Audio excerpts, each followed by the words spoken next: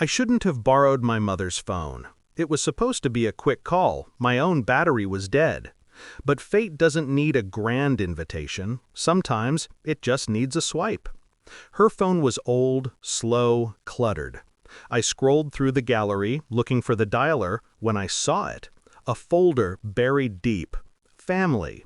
The kind of name that doesn't need hiding, but the kind of folder that does. Curiosity wasn't my enemy that day. Truth was. I opened it. Photos, hundreds of them. My sister's birthdays from age 10 to 20.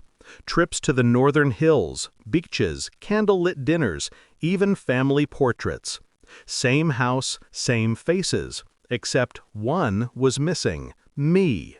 I stared at image after image, my heartbeat sinking with each flick of my thumb. Mom, Dad, my sister, smiling, laughing, posing. My seat at the table? Always filled. Sometimes by a cousin, sometimes by no one. It wasn't that I'd been forgotten. I'd been erased. I locked the screen, handed the phone back, and walked out.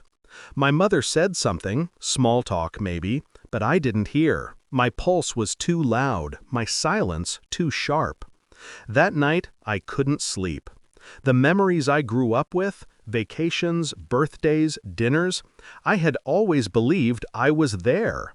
But now, I wasn't sure anymore. Had my mind filled in blanks that never existed? Had they really gone on without me? I checked my old messages, the ones from when I was at university. Sorry, we couldn't come visit. Your sister wasn't feeling well. You should focus on your studies. We'll celebrate later. Later never came. I remembered the years I kept waiting for a call that never rang. The birthdays they forgot. The excuses that sounded caring, but were really distance wrapped in politeness. Maybe I'd always been the unwanted one, the quiet child, the mistake they learned to manage. But erasing me from their photos, that was an art form. The next morning I sent one message. Simple, clean. Don't contact me again. My sister was the first to call. I didn't answer. Then my mother, then my father. 3 missed calls, then 5, then 15. Eventually, silence. I thought that would be the end. But endings don't come that easily. Not when guilt needs an audience. A week later, my sister showed up at my apartment, crying, makeup smudged. "It's not what you think," she said. I didn't speak, just looked at her, waiting for something that resembled truth. She hesitated. Then she told me. After I left for university, my parents decided to start over. Their words, not mine. They thought distance would make things easier. For me, for them. I was always too different, too quiet, too much. They preferred my sister. She was easier to love. So they began taking trips, family events, dinners. And to keep up appearances, they'd tell people I was busy, working abroad, or not interested in family gatherings. When photos came, they simply edited me out. They said it was kinder that way, my sister whispered. Kinder. The word hit harder than any confession. I wanted to scream, to throw something, but I didn't. Anger would have given them power. Silence? That was mine. I watched her leave that night, guilt dripping from her like perfume. That's when I decided they wouldn't get to rewrite my story again. Revenge didn't come as rage. It came as precision. I gathered every proof I could, the photos, the edited versions, the metadata that showed what they'd done. Then I built something they couldn't erase, truth with witnesses.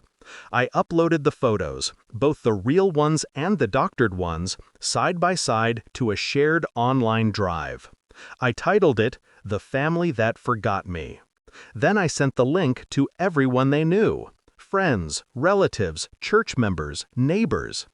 The captions were simple. Notice the difference. No slander, no lies, just contrast. By morning, they were trending in our small circle. A digital stain that wouldn't wash off with apologies. My parents called over and over. I didn't answer, but I did read the messages. You've humiliated us. You could have just talked to us. We made mistakes. Mistakes. That word they always used when something they did destroyed something I loved. So I replied once. You didn't make a mistake. You made a choice, and I blocked them.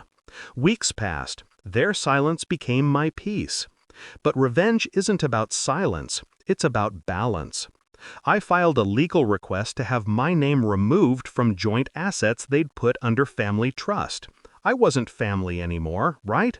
Let them keep their perfect trio.